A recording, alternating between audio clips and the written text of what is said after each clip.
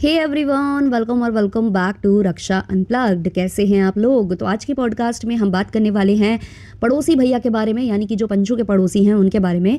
तो उससे पहले हम जो भी बात करें, जो भी रिएक्शन दें, उससे पहले मैं यही कहना चाहूँगी कि भाई हम तो हैं पंचू और उनके पापा मम्मी के सपोर्ट में।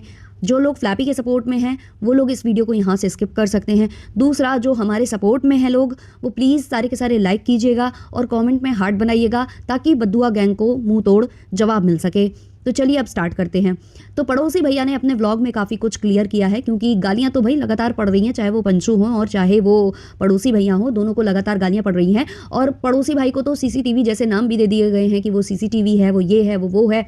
तो मैं ये 10 बार चिक कर पुकार कर बोल चुकी हूँ कि अगर उन्होंने सीसीटीवी की फुटेज शेयर की है, जो कि काफ़ी प्राइवेसी वाली चीज़ होती है, अगर उन्होंने शेयर की है तो ऐसे उन्होंने किसी की अनुमति के बिना वो शेयर नहीं की होगी। जब इन लॉज ने बोला होगा कि आप इसको शेयर कर दो, तब जाकर उन्होंने शेयर की होगी। लेकिन जो नहीं मानते हैं वो नहीं मानते हैं, उनके कान उस वक्त बंद हो जाते हैं जब सही चीज़ें बोली जाती हैं, और जब गलत चीज़ें कोई बोलता है तो उस टाइम पर उनके पूरे आँख कान नाक सब खुल जाते हैं। तो ये चीज़ होती है। तो पड़ोसी भैया ने कल आकर एक एक चीज़ डिटेल में शेयर कर दिया। उन्होंने बोला है कि भाई भरोसा कमाना होता है और हमने इतना भरोसा कमाया है कि हमें हक से बुलाया जाता है और हमसे बोला जाता है कि ये काम है, ये कर दीजिए, प्लीज़ करवा दीजिए, तो वो करवाते हैं। अब उन्होंने एक और चीज़ भी बोली है कि जो फ्लैपी मैडम है ना, उनके भी मैंने बहुत सारे काम किए हैं, उन्होंने भी मुझसे मदद ली है और मैंने कई बार उनके काम किए हैं, लेकिन उस वक्त मैं कैमरे पर नहीं आता था। और बाय चांस अगर मैं कैमरे पर आ जाता था तो इतनी अच्छी मैडम को एडिटिंग आती है कि मुझे हटा दिया जाता था, क्रॉप कर दिया जाता था। तो यहाँ कहीं ना कहीं मुझे वो कटाक्ष सा लगा और मुझे वो बात याद आ गई जो मैडम बोल रही थी ना कि मुझे बहुत अच्छी एडिटिंग आती थी, इसलिए जो है ना दूसरे वाले बेटे ने उनके मुझसे शादी की थी, क्योंकि चैनल बड़ा था, अच्छी इनकम थी और मुझे एडिटिंग आती थी। उनको एडिटिंग नहीं आती थी, इसलिए उन्होंने मुझसे शादी कर ली। तो वो वाली बात कहीं ना कहीं मुझे यहाँ पर ना कनेक्ट फील हुई कि शायद वो चीज़ कनेक्ट हो रही है यहाँ पे, शायद इसलिए उन्होंने कटाक्ष दिया है। तो उन्होंने क्लियर किया कि भाई हम कुछ भी करते हैं तो अपनी मर्जी से नहीं करते हैं, जब तक कि हमें वहाँ से परमिशन नहीं मिले। और उसके बाद आगे का व्लॉग आता है जहाँ पर जो पड़ोसी भैया हैं और जो पंचू हैं वो जाते हैं डोनेट करने, खाना वगैरह बांटने जाते हैं। अच्छा, ये जो खाना वगैरह ये देने गए हैं, बांटने गए हैं, उसको भी मुद्दा बनाया गया है और बोला गया है कि ये ना दिखावा कर रहे हैं, ये व्यूज़ गेन करने का एक तरीका है, ये है, वो है। तो मुझे ये समझ में नहीं आता कि चलो व्यूज़ गेन करने का भी तरीका है, चलो दिखावे में ही सही, बट उन्होंने कुछ तो पुण्य का काम किया ना।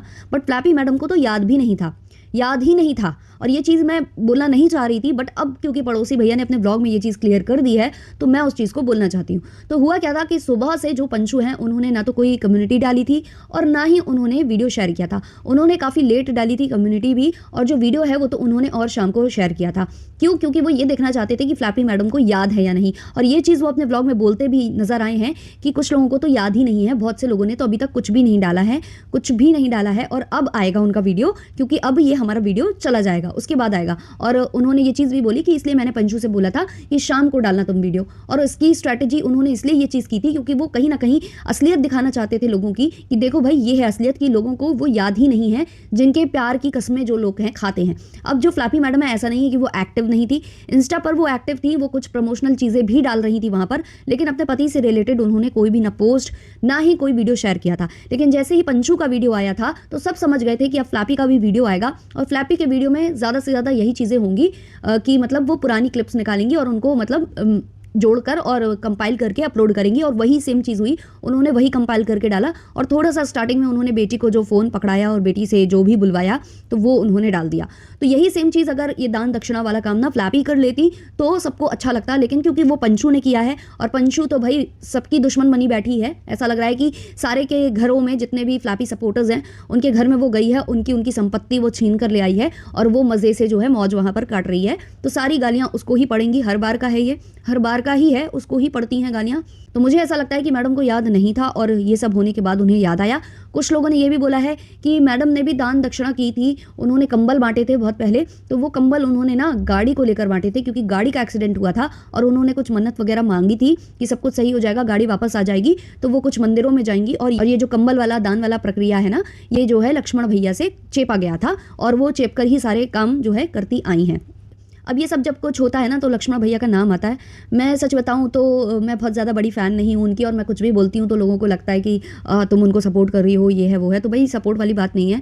मैंने जो कुछ भी देखा और जो भी नोटिस किया मैंने उस हिसाब से बात की है। हाँ, उनके कमेंट्स थे उसके चैनल पर, वो कमेंट्स मैंने भी देखे थे। मुझे भी याद आया जब मुझे कमेंट्स आए कि जब इन्होंने रिकॉर्डिंग शेयर की थी तो लक्ष्मण भैया ने वहाँ पर कमेंट किया था कि यहाँ आ जा और ऐसे करके। उनकी वाइफ का भी वहाँ पर कमेंट था। उस टाइम पर सबको अच्छा लग रहा था वो चीज़ें। हम भी उनके सपोर्ट में थे, मैडम के सपोर्ट में, तो हमें भी अच्छा लग रहा था क्योंकि हम चाहते थे कि मैडम को जितना सपोर्ट जहाँ जहाँ से मिल जाए उतना अच्छा है। और कहीं ना कहीं वो भी इमोशन में या जो उसमें बह गए हों, उन्होंने बोला हो कि तुम अपना बिजनेस कर लो।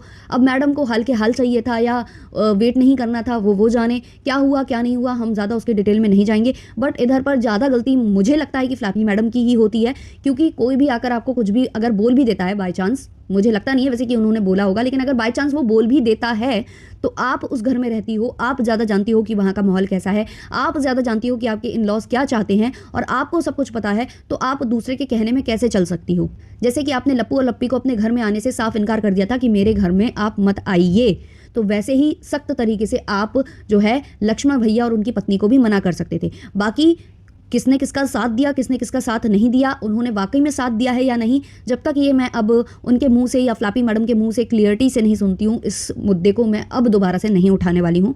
जब तक कि लक्ष्मण भैया अपने मुंह से नहीं बोल देते हैं या फ्लैपी मैडम अपने मुंह से नहीं बोल देती हैं कि उन्होंने मुझे सिखाया या नहीं सिखाया, तब हम इस मुद्दे को रेज करेंगे। उसके अलावा अभी हम इस वाले मुद्दे को यहीं पर ड्रॉप करना चाहते हैं, है ना, ड्रॉप करना चाहते हैं। तो चलो, एक और बात जो मुझे बहुत सारा कमेंट आता है कि अभी आपकी शादी नहीं हुई है इसलिए आप नहीं समझ पाओगे कि क्या होता है ससुराल, क्या होता है ये। तो भाई मुझे एक तो लॉजिक समझ में नहीं आता कि शादी करना ज़रूरी होता है क्या? हमने शादियाँ नहीं देखी कि हमने अपने कज़न्स की शादियाँ नहीं देखी कि हमने अपने मम्मी पापा को शादी में रहते नहीं देखा कि हमने अपने दादा दादी नहीं देखे कि हमने अपने जो परिवार हैं नाना नानी और इन सबको नहीं देखा। तो मतलब ऐसा नहीं होता है कि शादी के बंधन में ही बंधना होता है। जब परिवार में कुछ प्रॉब्लम आती है, किसकी शादी में क्या चीज़ चल रही है, चाहे वो आपके फ्रेंड्स हो, चाहे वो आपके कजिन्स हो, सब कुछ पता चलता है और एक चीज़ आपको समझ में आने लग जाती है। और शायद जो मैंने डिसीजन लिया है ना कि मुझे शादी नहीं करनी है, वो इन्हीं सब हरकतों की वजह से लिया है। तो इतनी समझदार तो मैं हूँ कि कहाँ क्या होता है और कैसे होता है ना। तो अगर मैंने कोई इतना बड़ा डिसीजन ले लिया अपनी लाइफ का कि मुझे इन बंधनों में नहीं बंधना है, तो उसका कारण कुछ तो होगा, कुछ तो समझदारी मेरे अंदर होगी। और चलो मैं आपकी बात को ऊंचा भी कर देती हूँ कि भाई ठीक है, मैंने शादी नहीं की, शादी वाली डिग्री नहीं है मेरे पास, तो मैं इस वाले मुद्दे में कमेंट नहीं कर सकती हूँ। बट आपको एक और बात फिर सोचने की ज़रूरत है यहाँ पर कि मेरे पास दूसरी डिग्री है, एक माँ बाप की बेटी की डिग्री। और उस हिसाब से अगर मैं यहाँ देखूँ कि अगर आपके माँ बाप पर कोई गंदा इल्ज़ाम लगाए जब उसके मन का ना हो, जब तक उसके मन का हो रहा था वो वहाँ थे, सब कुछ अच्छा चल रहा है, वो मतलब सब कुछ अच्छे से रह रही हैं, सब एडजस्ट करके रह रही हैं, और जैसे ही उनका मन का ना हो और वो उठकर झूठे एलिगेशंस, मैं झूठे एलिगेशंस की बात कर रही हूँ, सच्चे की बात नहीं कर रही हूँ, झूठे एलिगेशंस लगा दे, और वो भी 1 मिलियन से ऊपर की फैमिली के सामने, 1 मिलियन से ऊपर की ऑडियंस के सामने, तो क्या एज अ बेटी मुझे क्या करना चाहिए वहाँ पर? मुझे क्या करना चाहिए? मैं अगर होती इस सिचुएशन में तो घर के बाहर मैं डंडा लेकर खड़ी रहती, घर के बाहर, और घुसने नहीं देती। ये बात मैं बिल्कुल डंके की चोट पर बोल रही हूँ। बाकी वो घुसने दे रहे हैं, क्या करने दे रहे हैं, वो दोबारा से साथ में रहना चाहते हैं, नहीं रहना चाहते, वो उनकी अपनी पर्सनल चॉइस है। मैं अपना पर्सनल बता रही हूँ क्योंकि मुझे मेरे पर्सनल रिश्तों को यहाँ पर घसीटा जा रहा है, तो उस हिसाब से मैं आंसर दे रही हूँ। और ये तो कोई कहना मत कि इल्ज़ाम सच्चे थे, क्योंकि अगर इल्ज़ाम सच्चे होते तो मैडम कभी ऐसे बंदे की शक्ल नहीं देखती। आप खुद भी सोचो, आपके साथ क्या ऐसी सिचुएशन हो जाएगी, आपके साथ कोई मिसबिहेव कर जाएगा, आपको गंदी तरीके से टच कर जाएगा, आप उसकी शक्ल देख पाओगे? और दूसरा पॉइंट जो हर बार मुझसे मिस हो रहा है वो ये कि बेटियों और पोतियों का जो बार बार दुहाई दी जाती है ना, तो उन बेटियों और पोतियों को लेकर भी एलिगेशंस लगाए थे मैडम ने कहा था कि मेरी बच्चियां स्कूल जाती हैं और ये जो फैमिली है, ये जो मेरे सास ससुर हैं, ये धमकाते हैं, ये डराते हैं, धमकाते हैं, फ़ोन कॉल कर करके डराते धमकाते हैं, इसलिए मैंने बाहर कैमराज लगा रखे हैं। ऑल्सो जो उनके रिश्तेदार हैं वो लाल डब्बा कार लेके मेरे घर के आमने सामने घूमते हैं। और ये चीज़ इन्होंने अपने जो लेटर दिया था ना, इन्होंने पुलिस थाने में जो इन्होंने शिकायत वाला जो लेटर दिया था उसमें भी दर्ज कराई थी कि जो इनके सास ससुर हैं वो इनकी बेटियों को ढंग से पढ़ने नहीं दे रहे, स्कूल जाने नहीं दे रहे, डरा रहे हैं, धमका रहे हैं। तो आज फिर वो पोतियाँ कैसे सेफ थी अपने दादा दादी के घर जाने में? तो ये सारे क्वेश्चंस हैं जो सबके दिमाग में उठते हैं। अब हम कोशिश करते हैं कि कम से कम बोलें कि ठीक है भाई, ठीक है, क्योंकि सब लोग बोलते हैं उसकी सिचुएशन ऐसी है, जाने दो। बट अगर ऐसी बातें उठकर आने लग जाएंगी, है ना, क्योंकि ऑडियंस आकर इस तरीके की अगर बात करने लग जाएगी, सीधे बददुआएं देगी, सीधे जो है किसी को गलत फ्रेम करने लग जाएगी, तो फिर आंसर के तौर पर आपको ऐसी बातें सुनने को मिलेंगी। जो कि 100% सत्य हैं। तो बात तो वो जो पड़ोसी भैया ने की ना कि मैंने जो है इसलिए बोला था पंचू से कि लेट वीडियो डालो, और वीडियो लेट आएगा तो उससे समझ में आ जाएगा, अब आएगा व्लॉग, तो वो उनकी बात कहीं ना कहीं सच्ची हो गई है, सच्ची साबित हो गई है कि मैडम को याद नहीं था। लेकिन जो सपोर्टर्स हैं वो तो मानने से रहे, है ना, वो तो फिर से पड़ोसी को ही गाली देने जाएंगे दौड़ कर, है ना। कुछ लोग तो रिएक्शन सुनने के बाद जाते हैं दौड़ कर गाली देने, है ना, यही करते हो ना। चलो चलो कर लो अपने कर्मा बना लो, है ना। और जो लोग बोलते हैं कि मेरा कर्मा ख़राब है, तो भाई अगर किसी बूढ़े बुज़ुर्ग जिनके ऊपर इतने बड़े बड़े एलिगेशंस लग गए, या कोई बेटी जो कि बचपन से ही गोद ली हुई है ना, भले ही पेपर वर्क में हो या नहीं हो, बचपन से ही गोद ली हुई है, अगर उसके इमोशंस को समझकर हम उनको सपोर्ट कर रहे हैं और इससे अगर हमारे साथ कुछ बुरा होगा तो देख लेंगे भाई, तो देख लेंगे ना। हम तो अपने हिसाब से सब कुछ सही ही कर रहे हैं, क्योंकि जब हम मैडम को भी सपोर्ट कर रहे थे तो हम सही ही कर रहे थे, और फिर जब हमें धीमे धीमे समझ में आई हैं चीज़ें तो अब हम सही कर रहे हैं, है ना। तो जो होगा देखा जाएगा। आप लोग भी कमेंट कर रहे हो तो आप लोगों को भी देखा जाएगा, है ना। चलो मिलते हैं नेक्स्ट वाले पॉडकास्ट में। अच्छा लगा हो तो लाइक शेयर सब्सक्राइब कर देना। तब तक के लिए बाय बाय।